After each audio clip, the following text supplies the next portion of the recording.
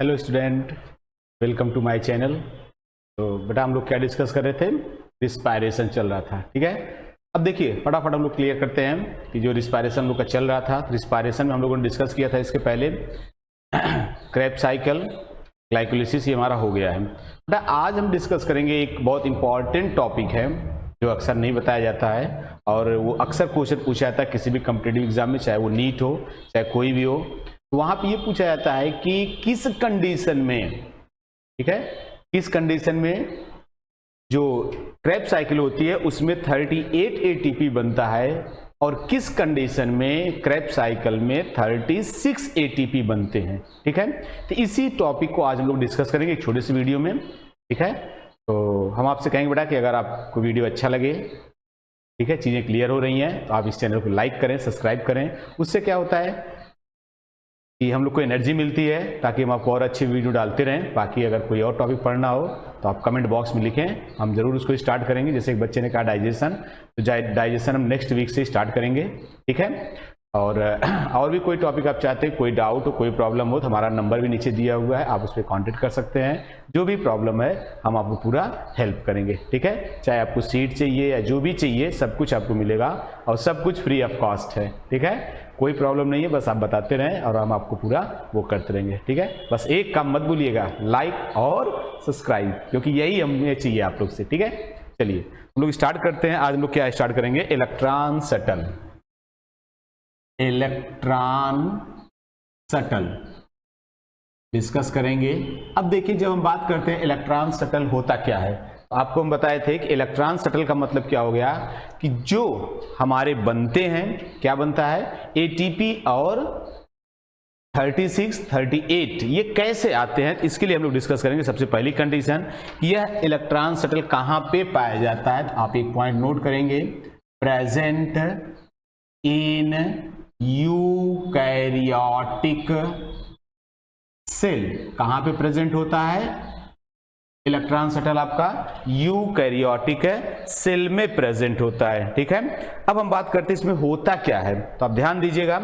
तो साइटोप्लाज्म में से आप कह सकते हैं फ्रॉम साइटोप्लाज्म, साइटोप्लाज्म से क्या होता है आपका NADPH2 जो होता है, यह NADPH2 ये आपका मूव कर जाता है। कहां पे मूव करता है? Matrix of mitochondria, matrix of mitochondria में ये आपका मूव कर जाता है NADPH2, ठीक है। तो आप कह सकते हैं इसी मूवमेंट को आप क्या कहते हैं? इलेक्ट्रॉन शटल कहते हैं, ठीक है। अब हम कह सकते हैं इलेक्ट्रॉन शटल कितने टाइप्स के होते हैं, तो ध्यान दीजिए इलेक्ट्रॉन शटल आपका दो टाइप्स का होता है। एक आपका होता है, अगर हम बात करें पहला जो होता है उसे हम क्या कहते हैं?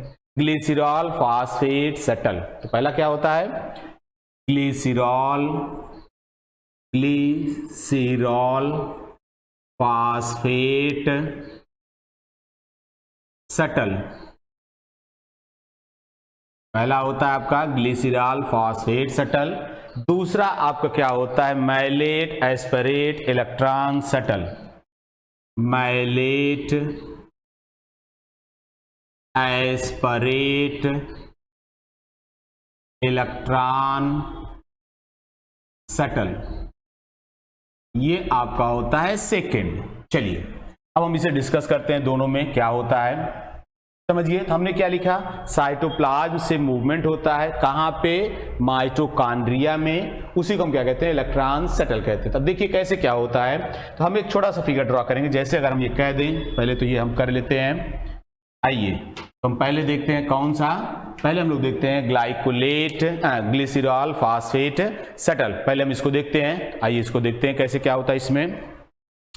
तो अब हम बात करेंगे, यहां पे हम लोगों ने ड्रॉ किया साइटोप्लाज्म, साइटोप्लाज्म बना ले रहे हैं, ये हो गया आपका साइटोप्लाज्म। फिर हम कह सकते हैं यहां हो जाएगा, ध्यान दीजिए, माइटोकॉन्ड्रिया, माइटोकॉन्ड्रिया ये हो गया। अब आप जानते हैं माइटोकॉन्ड्रिया में क्या होता है, आपको पता ही है, ये हो जाएगी आपकी outer membrane, outer membrane.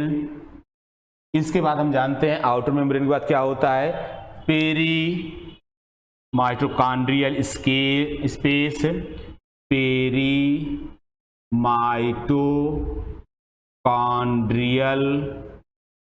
Space. और फिर क्या हो जाता है आप जानते हैं, इसके बाद आपका हो जाता है नेक्स्ट क्या होता है अगला, अगर हम देखें तो वो हम लोग बात करते हैं।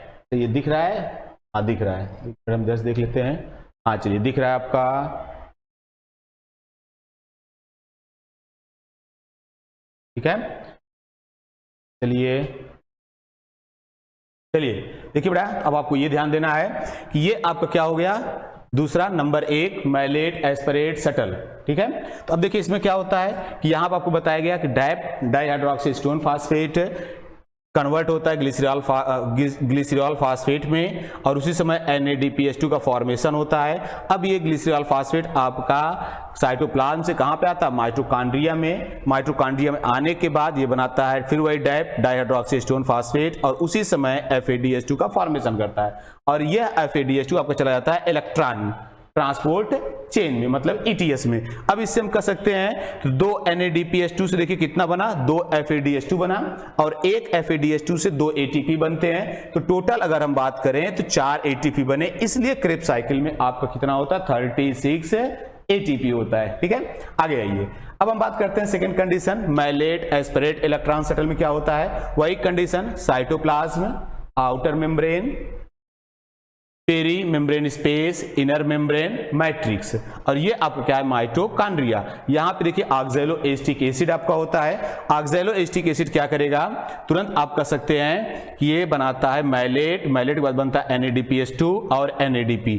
अब देखिए क्या होता है, मैलेट आपका चला जाता है मैट्रिक्स में, मैट्रिक्स क्या बनता है, एस्पिरेट बनता है। अब जब एस्पिरेट बनता है तो उसी समय NADPH2 का फॉर्मेशन होता है। यहाँ पे यह फिट था, यहाँ पे NADH2 है, यही ध्यान देना है। अब ये NADH2 आपका चला जाएगा इलेक्ट्रॉन में, सेम वही प्रोसेस होगा।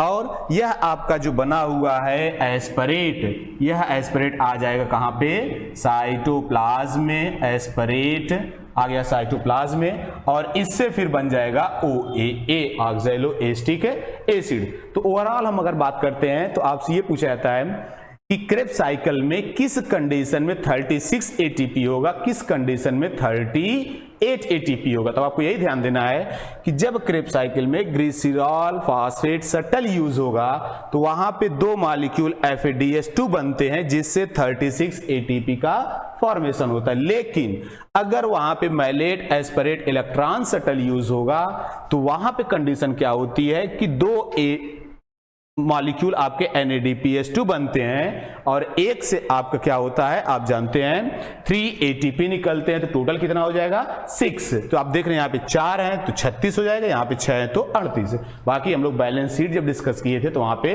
कैलकुलेट किए थे कि ATP 36 कैसे आएगी और 38 कैसे आएगी।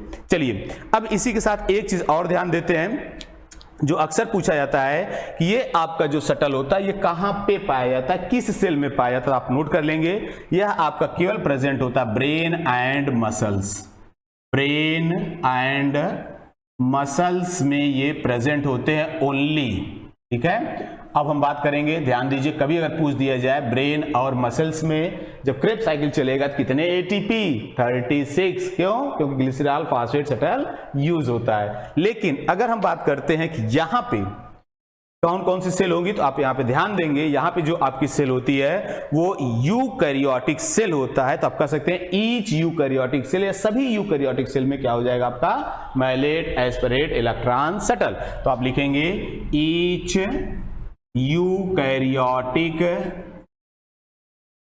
सेल, सभी यूकैरियोटिक सेल में आपका होता है क्या चीज, मैलेट एस्पिरेट इलेक्ट्रॉन सटल। इसी के साथ हम लोग का एक कंप्लीट हो गया बेटा, क्या चीज कंप्लीट हो गया, इलेक्ट्रॉन सटल। बस सिंपल ध्यान देना है, ग्लिसरॉल फास्फेट यूज होगा तो 2 FADH बनेगा, इसके कारण क्रेब साइकिल में 36 ATP बनेंगे, लेकिन जब माइलेट एस्पिरेट शटल यूज होगा तो वहां पे 2 NADH2 बनेंगे, जिसके कारण आपके 38 ATP का फॉर्मेशन होगा। क्लियर हो गया बेटा? तो ये आपका हो गया इलेक्ट्रॉन शटल।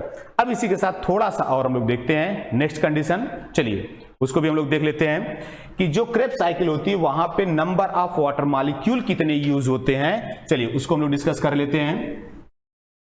क्रेब साइकिल में नंबर ऑफ वाटर मॉलिक्यूल कितने यूज होते हैं, ध्यान दीजिएगा। वाटर हेडिंग डाल लीजिएगा, water calculation in Krebs cycle, ठीक है। वाटर कैलकुलेशन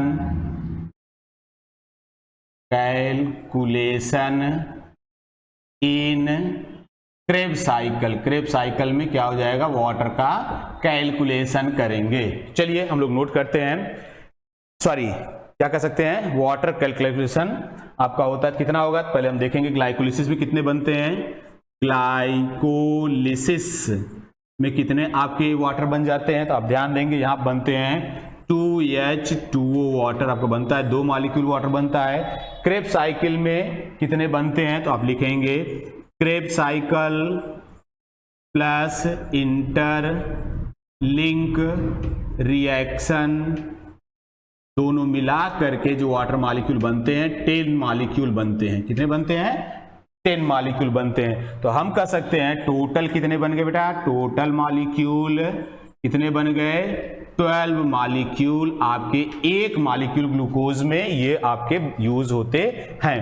अब हम बात करते हैं कि यहां पे अगर हम बात करें कि कितने आपके यूज हो रहे हैं, तो आप कह सकते हैं यूज ऑफ कितने बनते हैं, यूज कितने होते हैं, use of water molecule in Krebs cycle. आगे देखिए हम लोग चलेंगे, use of water molecule in Krebs cycle, ठीक है। ग्लाइकोलिसिस बनते हैं, ये दोनों देखिए क्या है, प्रोड्यूस कितने बनते हैं, ठीक है। ग्लाइकोलिसिस में 2 बनते हैं, क्रेब साइकिल इंटरलिंक में टोटल 12 बनते हैं।